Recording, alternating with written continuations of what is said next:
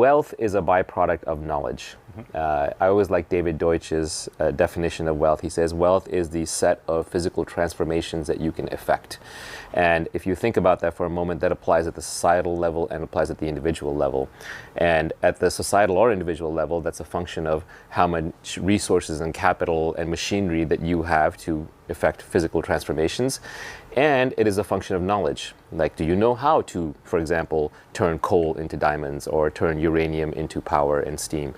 And knowledge is a more important component by far, because the earth has always had all these resources. They've always been lying around, despite what Marxists would have you believe, right? We're not running out of resources. We're just redefining things that before we didn't know were resources as resources.